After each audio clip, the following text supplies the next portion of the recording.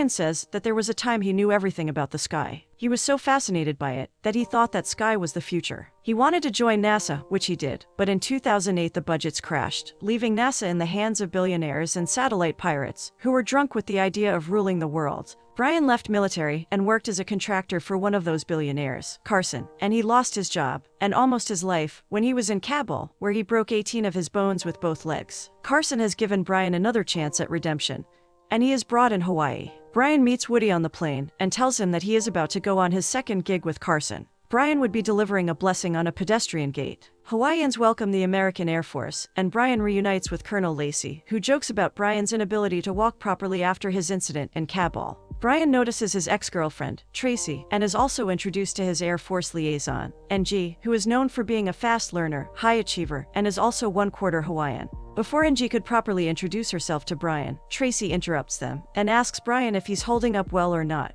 Tracy introduces Brian to her children, Mitchell and Gracie. Tracy's husband is Woody, who Brian met earlier on the plane. Tracy and her family invites Brian for dinner. Although hesitant, Brian agrees to come. NG watches Brian closely as if she has a crush on him. Brian meets Carson, who is meeting him for the first time in many years. Carson plans on launching a satellite into space, and he has brought in Brian for assistance. Carson lets Brian know that he didn't abandon Brian after the incident in Kabul. Rather, he was saving Brian by not contacting him for a long period of time. Brian and NG have a meeting the next day with the Sovereign King and the head of the nation of Hawaii, Denny's Bumpy Kanahel. Brian has known Kanahel for many years, and he hopes to strike a deal with him tomorrow. NG wants to have a drink with Brian, and wants to have a long conversation with him. Brian says that they can go for a drink, but he only talks to the point. NG and Brian are staying in separate rooms. While Brian is listening to his radio set, his radio catches the frequency of NG's phone, who is currently on call with her mom. NG tells her mom how much she admires Brian for his handsomeness and charm. She also tells her mom that she finds Brian to be innovative and attractive. Brian gets impressed by NG, only to later on hear that NG believes that he is sad deep inside. This upsets Brian a lot. The next day, Brian and NG are on the road to meet Kanahel. NG compliments Brian for having a down-to-earth personality. As they have a long conversation, Brian gives NG a hint that he had heard her call with NG's mother about him. NG is embarrassed that Brian knows what she had told to her mother. Brian tells her that he isn't a sad person, but someone who works with Carson in order to provide freedom and communications to struggling countries. Meanwhile, Gracie and Mitchell find their mother in a very good mood. Tracy is actually excited to have Brian come for dinner, as both of them have had a long relationship. While they walk to get to Kanahel, NG tells Brian that she used to be a good dancer, but ended up joining the Air Force after she broke her tibia. When asked if Brian has ever had a partner, Brian says that he used to have a spouse, but she left for somebody rich. Brian and NG reach an isolated community, where Kanahel is residing. Kanahel welcomes both Brian and NG with open arms. Kanahel tells NG that he used to be anti-military, but Brian was the one that helped him in changing his opinion on military, and Kanahel started to see the positives of military. Brian tells Kanahel that Carson plans on combining the two bases and moving the pedestrian gate, and they need Kanahel's 20-minute blessing in order to proceed with the mission. Kanahel tells Brian and NG that he has heard a rumor of someone sending nuclear weapons into the sky. Brian tries to negotiate with Kanahel once again, and Kanahel says that if Carson wants his blessings, he would have to give Kanahel control over the territory of 2 whole mountains and free cell phone service for his community. Brian disagrees to Kanahel's improbable demands, but NG steps in and says that she promises Kanahel that this is the new military and it won't put any nuclear weapons above the island. Kanahel, who has bonded strongly with NG, actually listens to her. After hearing some music, Brian agrees to Kanahel's extreme demands, and he returns back home with NG. While on the road, NG asks Brian if he still believes in the sky, like he used to as a child. Brian says that when he was just a little kid, he asked for a telescope from his parents, which he got. It made Brian enthusiastic to learn more about the sky. As Brian got older and after he joined the military, his interest in knowing more about the sky diminished. NG still believes in the sky and has the same amount of knowledge about it like Brian does. Tracy is more than excited that Brian is coming over for dinner. NG has been helping Tracy in setting up the table and helping with the meal. NG also bonds with Tracy's children, who are fascinated to learn that NG is 1/4 Hawaiian.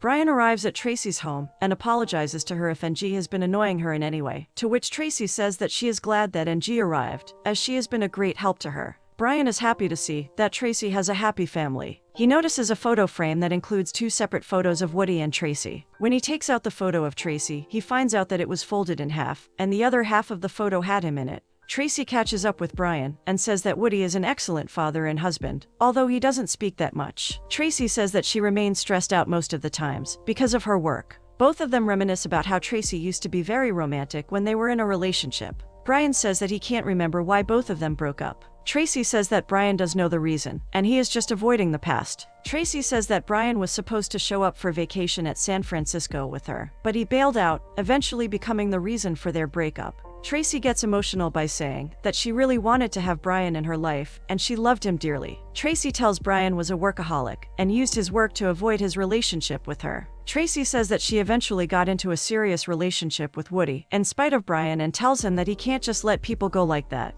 Woody enters the kitchen, and although he doesn't say anything, he gives a little gesture to Brian. Brian assumes that Woody was trying to tell him that Woody loves his wife and is more manly and handsome than Brian. After dinner, Brian tries to bond with Mitchell, who is into the myths and legends of Hawaii. Mitchell asks Brian if he was really going to marry Tracy in the past, to which Brian replies that he almost did. Later on, Brian finds NG teaching Gracie Hawaiian dance, hula. All of them later head to Carson's Christmas party. While they are having drinks, Brian asks NG how she has remained single all this time, to which she replies that she never felt like being in a serious relationship. General Dixon arrives at the party, and he is happy that Brian was successfully able to cut a deal with Kanahau. Dixon says that Carson is important to them, and Brian should not mess anything up. One of Dixon's close men give Brian a thumb drive that contains top-secret information for the upcoming satellite launch. He also tells Brian that Carson wants to talk to him right away. Carson informs Brian that he was angry at Brian for what he did in Kabul, but he is happy how Brian handled the deal with Kanahau. He also adds that Brian is an important part of this huge mission.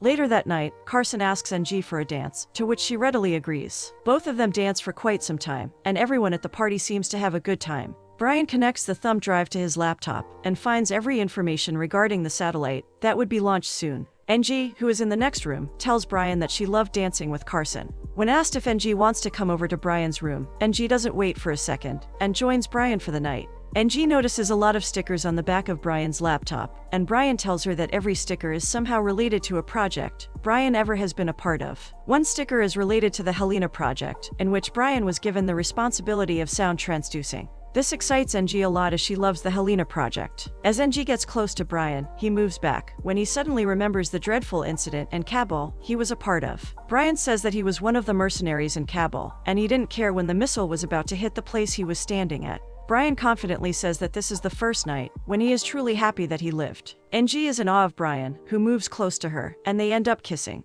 Brian shows NG his foot, which has toe of another man, so to his own. Brian says that he once stepped on a landmine and lost half of his toe. A horrible doctor then decided to sew half of another man's toe with the remaining toe of Brian. For the next many days, Brian and NG enjoy each other's company, and both of them grow closer to each other. When NG is on a walk a day later, she goes to meet Tracy and Woody, but finds Mitchell and Gracie instead. She sees Mitchell watching a video he shot, which shows that the rocket that would be launched in space is being loaded with something big. NG is confused about what is actually about to happen. NG asks Lacey what Carson actually intends to do with the launch of the new satellite. Lacey says that he doesn't know everything, as all of this is being privately funded. NG believes that Carson wants to send nuclear weapons into the space. She asks Lacey if Brian knows about it too, which Lacey replies that Brian would be aware of this, as he is working closely with Carson. NG meets Brian for lunch, where Brian informs her that he is looking forward to their life ahead. NG begins to shed some tears and says that she began to love Brian, but he lied to her. Brian is confused about what NG is trying to tell him.